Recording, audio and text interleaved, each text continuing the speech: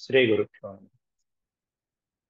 వ్యాస విరచిత శ్రీమన్ మహాభారతంలో ఆది పర్వంలో మనం అర్జున వనవాస పర్వాన్ని మనం చెప్పుకుంటున్నాం. ఇందులో ద్రౌపదిని వివాహం చేసుకున్న తర్వాత పాండవులు ఒక నియమం ప్రకారం ఒక్కొక్క సోదరుని ఇంట్లో ద్రౌపది ఒక్కొక్క సంవత్సర కాలం పాటు వసించేట్టుగా వాళ్ళు నారదుని ముందు ఒప్పందం చేసుకోవడం జరిగింది. దానికై నారదుల వారు సుందోపసుందుల యొక్క ఆఖ్యానాన్ని కూడా ఉదహరించడం జరిగింది. అవన్నీ కూడా పూర్వపు అధ్యాయాల్లో మనం ప్రస్తావించుకున్నాం. నేడు 234వ అధ్యాయం చెప్పుకోబోతున్నాం. ఇందులో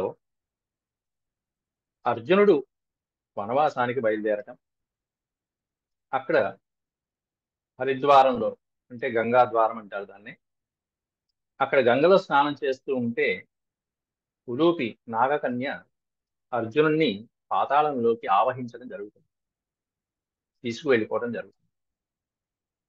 ఈ అర్జునుడికి ఉలూపికి పుత్ర సంతానం కూడా కలగటం ఈ అధ్యాయంలో జరుగుతుంది. అర్జునుడు వనవాసం చేస్తూ కూడా 3 వివాహాలు చేసుకోవడం జరుగుతుంది. అంటే ముగ్గురిని సంతానం కనడం కూడా జరుగుతుంది ముగ్గురి ద్వారా. అవి ఈ అధ్యాయంలో అర్జున వనవాస పర్వం అనేటువంటి ఒక ఉపాఖ్యానంగా పెట్టడం జరుగుతున్నది. వాటిల్లో నేడు ఒక 20 శ్లోకాల వరకు చూద్దాం. ముందుగా దైవస్మరణ చేసుకుని నేటి పాఠాన్ని మనం ప్రారంభించుకుందాం. ఓం శుక్లాంబరధరం విష్ణుం శశివర్ణం చతుర్భుజం ప్రసన్నవదనం ధ్యాయేత్ సర్వవిఘ్నోపశాంతయే. వ్యాసం వసిష్ఠనప్తారం శక్తేః పౌత్రమకల్మషం పరాశరాత్మజం వందే సుఖతాతం తపోనిధిం. వ్యాసాయ వ్యాసరూపాయ విష్ణవే నమో వై బ్రహ్మనిధయే వాసిష్ఠాయ నమో నమః. నారాయణం నమస్కృత్య నరం చైవ నరోత్తమం దేవీం సరస్వతీం వ్యాసం తతో జయముదీరయే. బ్రాహ్మణోత్తముని యొక్క గోధనాన్ని రక్షించడం కోసం అని చెప్పి, ఆయుధం ధనస్సు తీసుకోవడం కోసం అని చెప్పి ఆయుధాలు పెట్టినటువంటి గదిలోకి వెళ్ళడం జరిగింది. ఎక్కడైతే ఆయుధాలు పెట్టారో ఆ ఆయుధాలు నిక్షిప్తం చేసినటువంటి ప్రదేశంలోనే యుధిష్ఠిరుడు ద్రౌపదితో కలిసి ఉండడం జరుగుతుంది. నియమాన్ని ఉల్లంఘించాడు అనేటువంటి విషయం తెలిసి కూడా అర్జునుడు బ్రాహ్మణోత్తముని రక్షించడమే ప్రధానమైన కర్తవ్యంగా భావించి ఆ బ్రాహ్మణుడి యొక్క గోదానాన్ని అప్పగించి తిరిగి వచ్చి ధర్మరాజుకి నమస్కారం చేసి వచ్చిందంతా విషయం చెప్పాడు. నియమం ప్రకారం, మనం అనుకున్న నియమం ప్రకారం 12 నెలలు వనవాసానికి వెళ్తున్నాను, ఆజ్ఞాపించండి అని యుధిష్ఠిరుడి యొక్క ఆజ్ఞ. దానికి ఒక రకంగా చెప్పాలంటే ధర్మరాజు వద్దనే చెప్పాడు. ఏమనంటే ధర్మరాజు చెప్పినటువంటి మాట ఏంటంటే అక్కడ ఇది ధర్మ సూక్ష్మాన్ని కూడా ధర్మరాజు నిన్నటి పాఠంలో ఒకటి వర్తించాడు. అదేమిటంటే పెద్ద సోదరుడు భార్యతో కలిసి ఉన్నప్పుడు చిన్నవాళ్ళు, చిన్న సోదరులు కానీ ఎవరైనా సరే ఆ మందిరంలోకి రావచ్చు, దాంట్లో అనర్థమేమి లేదు అనేటువంటి ధర్మ సూక్ష్మాన్ని చెప్పి నువ్వు వనవాసానికి వెళ్ళొద్దు అని కూడా చెప్పాడు. కానీ అర్జునుడు చాలా గొప్ప వాక్యం ఒకటి పలికాడు. ఏంటంటే ధర్మాన్ని ఆచరించేటప్పుడు, ధర్మాన్ని పాటించేటప్పుడు ఎటువంటి సాకులు గాని వంకలు గాని చెప్పి ఆ ధర్మాన్ని ఆచరించడం నుంచి తప్పించుకోకూడదు అని మీరే నాకు ఉపదేశించారు. కాబట్టి నన్ను వనవాసానికి వెళ్ళనివ్వండి అని చెప్పి అర్జునుడు చాలా చక్కగా వివరించి నియమం నియమమే, దాని ప్రకారం నేను వెళ్ళొస్తాను, ఆజ్ఞాపించండి అని ధర్మరాజుకి నమస్కారం చేసి బయలుదేరాడు.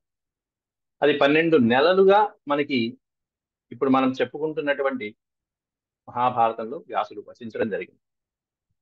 కొన్ని పుస్తకాలలో 12 సంవత్సరాలు వనవాసం జీవితంగా ఉన్నది. అది మనం తర్వాత వాటి గురించినటువంటి ఒక ఉపాఖ్యానం అంతకు ముందు పాఠాల్లోనే మనం చెప్పుకున్నాం. పాండవులు ఏ ఏ సంవత్సరాలు ఎక్కడికి వెళ్ళారు అనేటువంటివన్నీ చెప్పుకున్నాం. అయితే ఇక్కడ ఈ వనవాస కాలంలో అర్జునుడు సాధించినటువంటి ఘనకార్యాలు ఏమిటయ్యా అంటే ముగ్గురిని వివాహం చేసుకోవడం. అందులో ముందుగా ఈ అధ్యాయంలో ఉలూపి వివాహం అనేటువంటిది ఇక్కడ వర్ణిస్తున్నారు. బ్రాహ్మణై సహ తీర్థాన్యటతో అర్జునస్య స్నానార్థం గంగాయాం అవతరణి. అర్జునుడు వనవాసానికి వెళ్ళటం సరే, అర్జునుడు ఎవరితో పాటు వెళ్ళారో ఇక్కడ విషయం చెప్పాడు. బ్రాహ్మణై సహ అన్నారు. బ్రాహ్మణులతో పాటు అర్జునుడు వెళ్ళాడు. ఎందుకంటే అర్జునుడు గాని ధర్మరాజు గాని వెళ్తున్నారు అంటే వాళ్ళతో పాటు చాలా మంది ధర్మాత్ములు, బ్రాహ్మణులు వారి వెనకాల మేము వస్తాం అని బయలుదేరతారు. ఇదే సన్నివేశం రాముడికి కలిగింది. అలాగే ధర్మరాజు సభాపర్వంలో అక్కడ ఓడిపోయిన తర్వాత అరణ్యాలకి వెళ్ళినప్పుడు కూడా కలిగింది. అంతకంటే ముందు అర్జునుడు ఇగో ఇట్లా వనవాసానికి వెళ్తున్నాడని తెలిసి చాలా మంది బ్రాహ్మణులు ఆయనతో పాటు వచ్చారు. వస్తే అక్కడ స్నానార్థం గంగాయాం అవతరణం, స్నానం చేయడం కోసం గంగలో ఎప్పుడైతే అర్జునుడు ప్రవేశించాడో తత్ర ఉలూప్య నాగకన్యయా గృహీతస్య అర్జునస్య నాగలోక గమనం. అక్కడ నాగకన్య అయినటువంటి ఉలూపి అర్జునుడి యొక్క సౌందర్యాన్ని ఆ పరాక్రమాన్ని తెలుసుకొని నాగకన్య గృహీతస్య అర్జునస్య నాగలోక గమనం, అర్జునుడిని పట్టుకుని నాగలోకానికి తీసుకువెళ్ళిపోయింది ఆ గంగలోంచి. సంవాదపూర్వకం ఉలూప్యాహ పరిగ్రహ, వారిద్దరి యొక్క సంభాషణ అనంతరం చివరికి అర్జునుడు ఉలూపిని పరిగ్రహించడం, ఆవిడ్ని గ్రహించడం జరిగింది. తద్వారా ఇరావంతుడు అనేటువంటి కుమారుడు జన్మించడం జరిగింది. ఆ తర్వాత మళ్ళీ తిరిగి అర్జునుని గంగాద్వారంలో విడిచిపెట్టేసింది. అర్జునం పునర్గంగాద్వారం ఉపనీయ ఉలూప్యాహ స్వలోక గమనం, తిరిగి ఉలూపి తన లోకానికి తాను వెళ్ళిపోయింది. ఆ విషయాలన్నీ ఈ అధ్యాయంలో వ్యాసుడు వారు వర్ణిస్తున్నారు. ముందుగా తం ప్రయాంతం మహాబాహుం కౌరవాణాం యశస్కరం అనుజగ్ముర్మహాత్మానో బ్రాహ్మణ వేదపారగా. తం ప్రయాంతం మహాబాహుం, ధర్మరాజు అనుమతితో బయలుదేరినటువంటి ఆ మహాబాహు అయినటువంటి అర్జునుడు యశస్కరం అర్జునం అనుజగ్మతుర్మహాత్మాను, అనుజగ్మతు అంటే అనుసరించడానికి. అర్జునుడు ఇట్లా వనవాసానికి వెళ్తున్నట్ట మనం కూడా వెళ్దామని అనుసరించి వెళ్ళటం కోసం అని చెప్పేసి ఎవరి మూటాములు వాళ్ళు సర్దేసుకున్నారు, ఎవరి లగేజీలు వాళ్ళు సర్దేసుకున్నారు. ఎవరి అంటే బ్రాహ్మణ వేదపారగా, వేదాంతాలు తెలిసినటువంటి నిష్ణాతులైనటువంటి బ్రాహ్మణులు చాలా మంది అర్జునుడితో వెళ్ళటానికి తీర్థయాత్రల కోసం బయలుదేరారు. వాళ్ళు ఒక ప్రదేశం నుంచి ఇంకో ప్రదేశానికి తీర్థయాత్రకి ఎప్పుడు వెళ్దామని సిద్ధంగా రెడీగా ఉంటారు. అట్లాంటిది వీరుడైనటువంటి వాడు వెళ్తున్నాడు, ఆయనతో పాటు వెళ్తే మనకి ఓ పక్కన విజయము వస్తుంది, ఆయన జయవంతుడు, పైగా రక్షణ ఉంటుంది, ధర్మాత్ములైనటువంటి వాళ్ళు, పైగా ఎందుకంటే పాండవులు ఎలా జన్మించారో వీళ్ళందరికీ తెలుసు, దైవాంశ సంభూతులని తెలుసు. కాబట్టి వాళ్ళతో కలిసి జీవించడానికి ఎంతమంది ఎలా తహతహలాడుతున్నారు చూడండి. ఎట్లాంటి వాళ్ళు? వేదాంగ విద్వాసస్తథైవాధ్యాత్మ చింతకా భైక్ష్యాశ్చ భగవద్భక్తా సూతా పౌరాణికాశ్చ ఏ. ఇలాంటి వాళ్ళందరూ వెళ్ళారు అర్జునుడితో పాటు. వేదాంగ విద్యలన్నీ తెలిసినటువంటి వాళ్ళు, వేదము వేదాంగాలు షడంగాలతో పాటుగా కూడినటువంటి విద్వాంసులైన వాళ్ళు వెళ్ళారు. ఎవరు అనామకులు కాదు వెళ్ళింది, పండితులైనటువంటి వాళ్ళు వెళ్ళారు బ్రాహ్మణులు. ఆధ్యాత్మ చింతక, అనేకమైనటువంటి ఆధ్యాత్మ విషయాలు ఉపనిషత్తులు తర్కించి చర్చించేటువంటి వాళ్ళందరూ వెళ్ళారట. భైక్ష్యాశ్చ, భిక్షకులు వెళ్ళారట, భిక్షాటన చేసుకుని జీవించేటువంటి వాళ్ళందరూ వెళ్ళారట.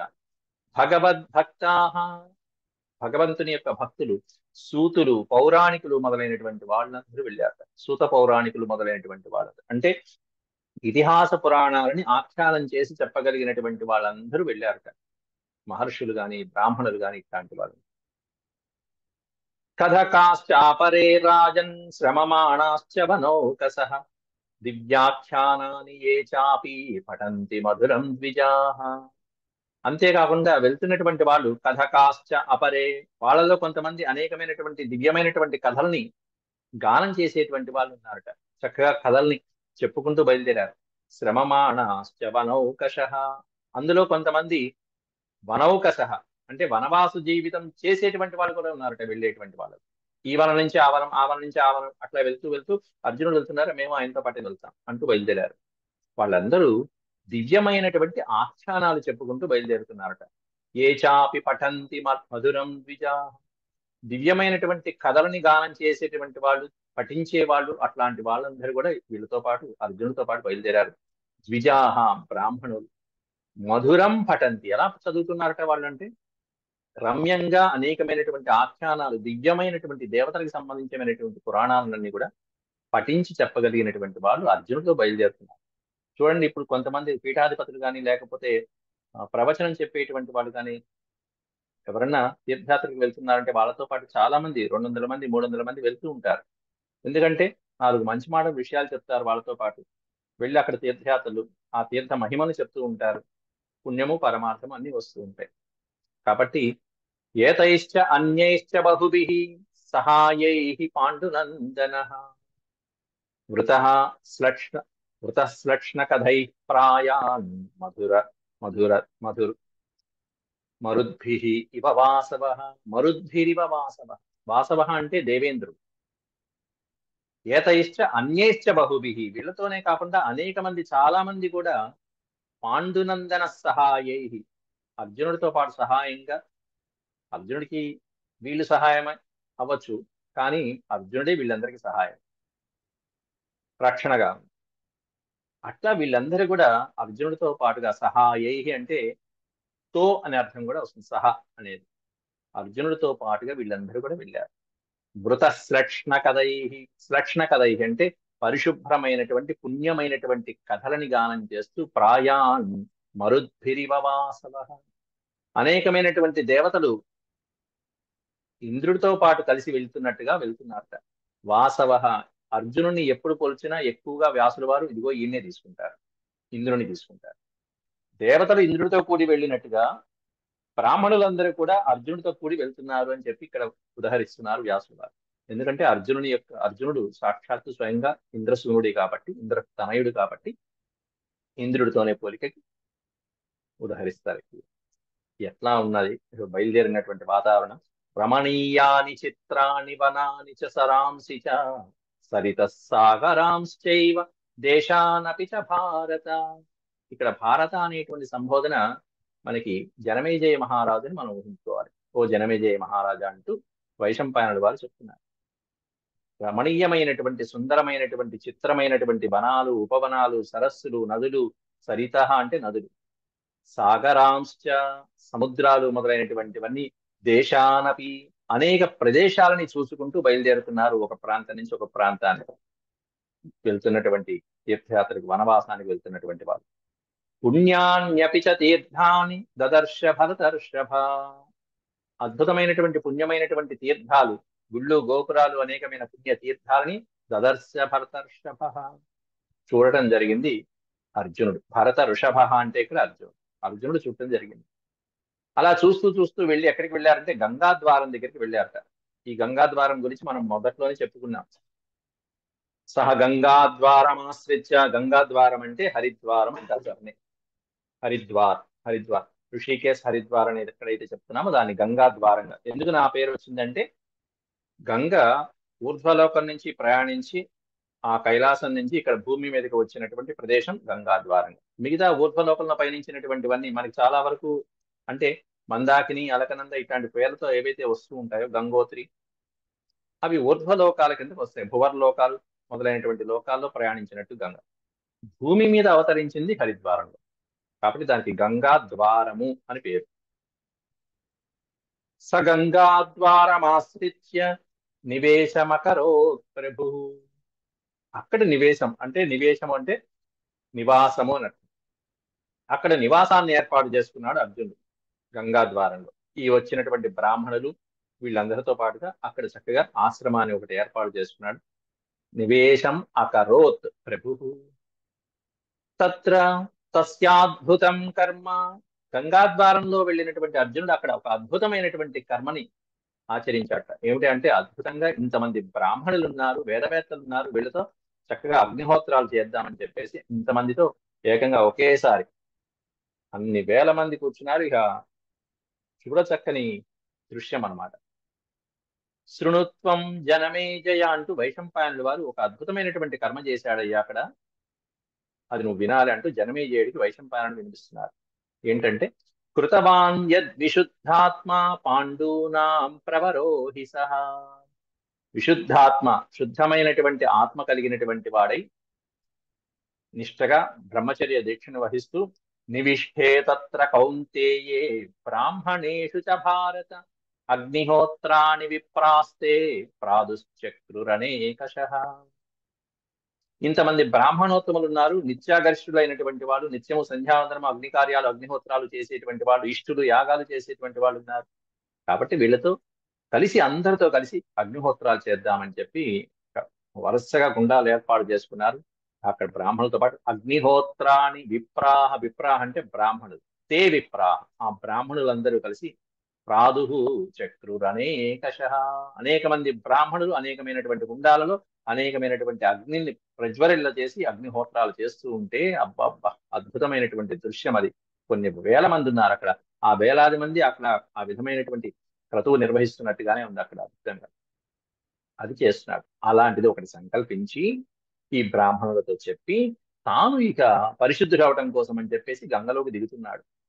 తేషు ప్రబోధ్యమానేషు జ్వలితేషు హుతేషు చ కృతపుష్పోపహారేషు తీరాంతరగతేషు చ. తేషు ప్రబోధ్యమానేషు, అక్కడ సిద్ధంగా ఉన్నటువంటి ఆ ఋషుల చేత మహర్షుల చేత ఇక్కడ వచ్చినటువంటి బ్రాహ్మణుల చేత జ్వలితేషు హుతేషు చ, మండుతున్నటువంటి అగ్నియందు ఆ హుతం గావించబడుతున్నటువంటి ఏవైతే పదార్థాలు అవసరమో అవన్నీ కూడా సిద్ధం చేసుకున్నాడు. కృత పుష్పోపహారేషు, ఆ యజ్ఞగుండాలన్నీ కూడా చక్కగా అలంకరించబడి ఉన్నాయి పుష్పాలతోనూ హారాలతోనూ. అలాగే చేయవలసిన హోమం చేయడానికి కావలసినటువంటి హోమ ద్రవ్యాలు ఏవైతే ఉంటాయో, సమిధులు గాని, పుష్పాలు గాని, పళ్ళు గాని, లేకపోతే ఇంకేమైనా హుతం కావించబడేటువంటి పదార్థాలన్నీ సిద్ధంగా ఏర్పాటు చేసుకున్నారు. ఎక్కడ? తీరాంతరగతేషు చ, గంగా తీరంలోనే చేసుకున్నారు. మీరు ఇప్పటికీ వెళ్ళండి, హరిద్వార్ ఋషికేశ్లో కొన్ని వేల ఆశ్రమాలు ఉంటాయి. ఆ ఆశ్రమాలలో నిరంతరం అగ్ని ప్రజ్వరిల్లుతూనే ఉంటుంది. అద్భుతమైనటువంటి సన్నివేశం. హరిద్వార్ వెళ్తే అక్కడ 4-5 రోజులు ఉండి తీరాల్సిందే. ఆశ్రమంలోనే ఉండాలి, హోటల్స్ లో కాదు. అట్లా ఆశ్రమాలలో ఉంటూ అక్కడ వాళ్ళు పెట్టేటువంటి వాళ్ళు చేసినటువంటి స్వామీజీలు చేసేటువంటి, సన్యాసులు చేసేటువంటి, బ్రాహ్మణోత్తములు చేసేటువంటి ఈ యాగాలు చూస్తూ ఉంటే నిజంగా ఋషులు ఆ వేషంలో ఉండి చేస్తున్నట్టుగానే మనకు అనిపిస్తూ ఉంటుంది. అట్లాంటివన్నీ ఏర్పాటు చేసుకున్నాడు అర్జునుడు అక్కడ. అయితే ఇలా హోమాలు అభిషేకాలు చేయటం కోసం అని చెప్పి తాను పరిశుద్ధుడు అవటం ముందు అనేది కావాలి. కృతాభిషేకైర్ కృతాభిషేకైర్విద్వద్భిః నియతైః సత్పథే స్థితైః సుశుభే అతీవ తద్రాజన్ గంగాద్వారం మహాత్మభిః. ఆ గంగా ద్వారంలోని, హరిద్వారంలోని ఈ మహానుభావుల చేత, పండితులైనటువంటి వారి చేత, బ్రాహ్మణుల చేత కృత అభిషేకైర్ విద్వద్భిః, పండితుల చేత నిత్యము అభిషేకం గావించబడుతూ ఉండాలి. శివలింగాలు గాని, అనేకమైనటువంటి దేవతా ప్రతిమలు గాని అవన్నీ సిద్ధం చేసుకుని నిత్యము అభిషేకం చేసుకుని, నిత్యము చేసుకునేటువంటి ఏవైతే పూజలు ఉంటాయో, సంధ్యావందనాది కార్యక్రమాలు అవన్నీ కూడా విఘ్నం లేకుండా చేయించడానికి సత్పథే స్థితై, చక్కటి మార్గంలో ఏర్పాటు చేసుకున్నాడు. సుశుభే అతీవ తద్రాజన్, హే రాజన్, అవన్నీ చూడటానికి ఎంత శోభాయమానంగా ఉన్నాయో అంత చక్కగా ఏర్పాటు చేసుకున్నాడు అర్జునుడు అక్కడ బ్రాహ్మణులతో కలిసి, పండితులందరితో కలిసి. తథా పర్యాకులే తస్మిన్ నివేశే పాండవర్షభః అభిషేకాయ కౌంతేయో గంగామవతారః. తథా పర్యాకులే తస్మిన్, ఈ విధంగా ఆలోచించినటువంటి ఆ అర్జునుడు, ఇలా చేస్తున్నాం, ఈ విధంగా సంకల్పించుకుందామని నిర్ణయించుకున్నటువంటి అర్జునుడు తస్మిన్ నివేశే పాండవర్షభః, అదే ప్రాంతంలో, ఆ గంగా తీరంలో ఒక నదీ తీరం దగ్గరికి వెళ్ళి అక్కడ ఒక ప్రాంతంలో అభిషేకాయ, పూజకి వాటికి కూర్చోవాలంటే ముందు తాను స్నానం చేయాలి కాబట్టి అభిషేకం కోసం అని చెప్పేసి కౌంతేయో గంగాం అవతతార. అవతతార అంటే ప్రవేశించడం. ఎక్కడ ప్రవేశించాడంటే గంగా నదిలో ప్రవేశించాడు తాను స్నానం చేయడం కోసం అని చెప్పేసి. శుభ్రంగా స్నానం చేసి ఆ అభిషేకానికి కావలసినటువంటి జలములు కలశాలతో తీసుకువెళ్ళటం కోసం అని చెప్పేసి గంగలో దిగాడు మహానుభావుడు అర్జునుడు. గంగాం అవతతార తత్రాభిషేకం కృత్వా, అక్కడ తాను చేయవలసినటువంటి స్నాన సంధ్యాదులన్నీ చేసుకుని ఆ జలాలు తీసుకువెళ్దాం అనుకునేటప్పటికీ సతర్పయత్వా పితామహాన్, ఆ గంగా తీరంలోనే ముందు అభిషేకం చేయవలసినవి చేశాడు. గంగలో విడవలసినటువంటి తర్పణాలు ఏవైతే ఉంటాయో, జల తర్పణాదులు మొదలైనటువంటివన్నీ ఎవరికి? పితామహాన్, పితృదేవతలకి. పాండు మహారాజు మొదలైనటువంటి పెద్దలు ఎవరైతే ఉంటారో వాళ్ళకి నిత్యము ఏవైతే తర్పణాలు జల తర్పణాలు విడిచిపెట్టాలో ఆ తర్పణాలు పవిత్రమైన గంగలో విడిచిపెట్టాడు అర్జునుడు. అక్కడి నుంచి ఉత్తితీర్షుర్జలాత్ రాజన్ అగ్నికార్య చికీర్షయ. అక్కడి నుంచి అభిషేకం అయింది, నదిలోంచి బయటకు వచ్చి అగ్నికార్యం చేద్దామనే కోరికతో బయటకు వస్తున్నాడు. చికీర్షయ, చికీర్ష అంటే కోరిక. ఆ కార్యాన్ని ఉద్దేశించి కార్య చికీర్షయ, అగ్నికార్య చికీర్షయ, అగ్నికార్యం చేయాలి, ఈ హోమాలకి వెళ్ళి అక్కడ కూర్చోవాలనేటువంటి కోరికతో ఆ కార్యం మీద ఉత్తితీర్షు, తితీర్షు, నదిలోంచి బయటకు వచ్చేద్దాం అనేటువంటి సమయంలో, అదే సమయంలో ఒక్కసారి బలంగా లాగబడ్డాట వెనక్కి నదిలోకి అర్జునుడు. అపకృష్ట, అపకృష్ట అంటే లోపలికి లాగబడ్డ, ఆకృష్ట ఆకర్షించడం అంటారు చూసారా, అలా అపకృష్టో మహాబాహుర్ నాగరాజస్య కన్యయ. ఎవరి చేత లాగబడ్డాడు అంటే నీళ్లలో ఉన్నటువంటి నాగరాజ కన్య, నాగకన్య అయినటువంటి ఉడూపి చేత ఒక్కసారిగా లోపలికి లాగబడ్డాడు. అపకృష్టో మహాబాహుర్ నాగరాజస్య కన్యయ, నాగరాజు అయినటువంటి కౌరవుడు అనేటువంటి మహారాజు యొక్క కుమార్తె ఆవిడ ఉడూపి, ఆవిడ చేత లాగబడ్డాడు లోపలికి. అంతర్జలే మహారాజా ఉలూప్య కామ కామయానయ. ఎవరి చేత అంటే ఇక్కడ ఇచ్చాడు రెండో పదం, ఉలూపి చేత, ఉలూప్య కామయానయ. యానము అంటే గమనము అని అర్థం, యానము అంటే ప్రయాణం, వెళ్ళటం. కామయానయ అంటే కామగమనం కలిగినటువంటి ఉలూపి చేత, ఎక్కడికి ఏ ప్రదేశంలో ఎలా కావాలంటే అలా వెళ్ళగలిగినటువంటి సామర్థ్యం ఉన్నటువంటి శక్తి సామర్థ్యాలు ఉన్న ఉలూపి చేత ఓ జనమేజయ మహారాజా, అర్జునుడు అంతర్జలంలోకి, జలే అంతర్జలే, గంగానది యొక్క లోపలికి ఎక్కడో ఉన్నటువంటి పొరల్లోకి అక్కడి నుంచి అపకృష్ట ఆకర్షించబడ్డాడు, లోపలికి తీసుకువెళ్ళబడ్డాడు. ఎక్కడికో తీసుకువెళ్ళింది ఆవిడ యొక్క భవనాల్లోకి తీసుకువెళ్ళిపోయింది. దదర్శ పాండవస్తత్ర పావకం సుసమాహిత. ఆవిడ అలా తీసుకువెళ్ళి ఆవిడ నివసించేటువంటి సౌధంలోకి తీసుకువెళ్ళింది. అక్కడ పాండవ పుత్రుడైనటువంటి అర్జునుడు పాండవ తత్ర దదర్శ చూశాట. ఏం చూశాడంటే పావకం దదర్శ, పావకం దదర్శ. ఆవిడ ఏ భవనంలోకి అయితే తీసుకువెళ్ళిందో ఆ భవనంలో అక్కడ అర్జునుడు అగ్నిదేవుణ్ణి చూశాట, అగ్ని ప్రజ్వరిల్లటం చూశాట. సుసమాహిత, ఆ భవనంలో అగ్నిదేవుడు ప్రజ్వరిల్లటం చూసి తాను నదిలోంచి అగ్నికార్యం చేయటానికి బయటకు వస్తుంటే ఇదిగో ఈవిడ కాస్త లాగేసింది, ఇదిగో ఇక్కడ కూడా అగ్నిదేవుడు కనిపించాడు కదా అని చెప్పి ఇక నియమం తప్పకుండా ఏదైతే మనసులో సంకల్పించుకున్నాడో ఆ సంకల్పం ఇక్కడ ఈ అగ్నిదేవుడితో ఆ పని కానిచ్చేశాడు. కౌరవ్యస్యాధ నాగస్య భవనే పరిమార్చితే. కౌరవ్యస్య నాగస్య, కౌరవ్యుడు అనేటువంటి పేరు కలిగిన నాగరాజు, ఆ నాగరాజు యొక్క భవనే, భవనమునందు సప్తమే విభక్తి. కౌరవ్యుడు అనేటువంటి నాగరాజు యొక్క భవనమునందు పరిమార్చితే పావకం, అక్కడ ఏర్పాటు చేసి ఉన్నటువంటి ఆ అగ్నిదేవుణ్ణి పూజించాడు, అర్చించాడు అర్జునుడు. తత్ర అగ్నికార్యం, అగ్నికార్యాన్ని అక్కడ చేశాడు. అగ్నిహోత్రాలు, అగ్నికార్యాలు ఇలాంటివన్నీ కూడా ఉపనయనం చేసుకున్న తర్వాత బ్రహ్మచారి అనేటువంటి వాడు సంధ్యావందనం అయిన తర్వాత వెంటనే అగ్నికార్యం చేయాలి. 5 నిమిషాలు 10 నిమిషాలతో అయిపోతుంది, కానీ చాలా మంది దీన్ని విస్మరిస్తారు. అగ్నిదేవుణ్ణి కానీ సూర్య ఉపాసనని కానీ పొందినటువంటి వాళ్ళకి దివ్యమైనటువంటి వాక్కులు, విద్య, తేజస్సు, మేధస్సు మొదలైనటువంటివన్నీ దినదిన ప్రవర్ధమానమవుతూ ఉంటాయి. అతి తక్కువ మంత్రాలతో అయిపోతుంది అగ్నికార్యం. అలాగే వివాహానంతరం కూడా అగ్నిహోత్రాలు అనేవి ఉంటాయి. భార్యతో కలిసి కాసేపు కూర్చుని ఆ తర్వాత ఉపాసన పట్టిన తర్వాత మళ్ళీ ఈ అగ్నిహోత్రాలు అనేటువంటి బ్రాహ్మణులు చేస్తూ ఉంటారు. నిత్యము చేయవలసినటువంటి కార్యక్రమాలు ఇవన్నీ. వీటితో అటు భగవత్ ఆరాధన కలుగుతుంది, అగ్ని ఆరాధన కలుగుతుంది, అంతేకాకుండా తేజస్సు మొదలైనటువంటివన్నీ కూడా అబ్బో ఎన్ని శక్తివంతమైనటువంటివో మనకు వస్తూ ఉంటాయి. అలాంటి అగ్నిని నీళ్ళల్లోకి లాగేసింది, ఆయన అగ్నికార్యం చేద్దాం అనుకున్నాడు, లోపలికి వెళ్ళింది. కానీ ఇక్కడ అగ్ని కనిపించేటప్పటికి వెంటనే స్ఫురణకి వచ్చి అర్జునుడు ఆ కార్యాన్ని నిర్వర్తించాడు. అశ్రద్ధ చేయాల, ఎవరో తీసుకువెళ్ళిపోయారు నన్ను అనుకోలే. అక్కడ అగ్ని కనిపించేటప్పటికి ముందు అగ్నికార్యం చేశాడు. చూడండి ఎంత శ్రద్ధగా ఉన్నాడు. ఇలాంటి శ్రద్ధ ఈ పాండవుల్లో మనం చాలా చూస్తాం ముందు ముందు. ఇంకా చెప్పాలంటే మహాభారతం జరుగుతున్నప్పుడు, యుద్ధం చేస్తున్నప్పుడు 18 రోజులు ఒక రోజు రాత్రిపూట యుద్ధం జరుగుతుంది. తెల్లవారుజామున బ్రాహ్మీ ముహూర్తంలో సైనికులందరూ కూడా సంధ్యావందనం చేస్తారు, అర్జునుడు ప్రేరేపించడం చేత. కాసేపు విశ్రాంతి ఇస్తున్నాం, అగ్ని కార్యాలు లేకపోతే ఈ సంధ్యావందనం చేసుకున్న వాళ్ళు చేసుకోండి అంటారు. మొత్తం అందరూ ఆ సంధ్యావందనం చేస్తారు యుద్ధభూమిలో కూర్చొని.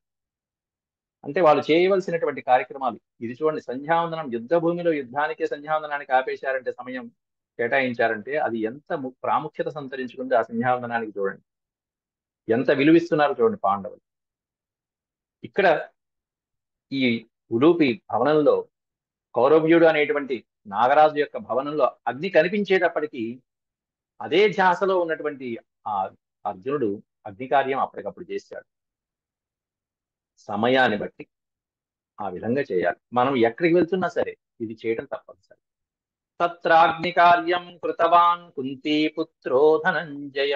కుంతీ కుమారుడైనటువంటి అర్జునుడు ధనంజయుడు తత్ర అగ్ని కార్యం కృతవాన్. కృతవాన్ అంటే నిర్విఘ్నంగా పూర్తి చేశాడు, చక్కగా అనుకున్నది చేశాడు.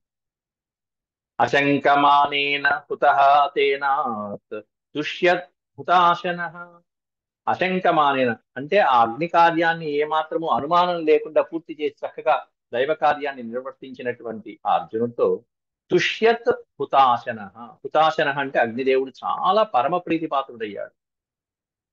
ఎక్కడ నిర్లక్ష్యం చేయకుండా ఇటువంటి సందర్భంలో కూడా అగ్ని కనిపించేటప్పటికి అగ్ని చేసి అగ్ని కార్యం అయిపోయింది. అసలైతే అక్కడ బ్రాహ్మణుల మధ్యలో చాలా బ్రహ్మాండంగా చేద్దాం అనుకున్నాడు, కానీ ఒక ఆటంకంతో కిందకు వచ్చాడు. ఇక్కడ అగ్ని కనిపించింది, పూర్తి చేశాడు. చాలా సంతోషించాడు అగ్నిదేవుడు. అగ్ని కార్యం సకృత్వాతు నాగరాజసుతాం తదా. అగ్ని కార్యాన్ని చేసిన తర్వాత సహా అర్జునుడు నాగరాజసుతాం, నాగరాజ కుమార్తె అయినటువంటి ఆమెతో, తనని లాక్కొచ్చినటువంటి ఆమెతో ఈ విధంగా అంటున్నాడు. ప్రహసన్నివ. ప్రహసన్నివ అంటే కాస్త స్త్రీలు కాబట్టి మృదు స్వభావంతో కొంచెం చిరుమందహాసంతో అర్జునుడు కౌంతేయ ఇదం వచనమబ్రవీత్ ఈ విధంగా అడుగుతున్నాడు. ఎవరు నువ్వు, ఈ విధంగా సాహసం చేసావు, నన్ను లాక్కొచ్చావు అంటూ అడుగుతున్నాడు.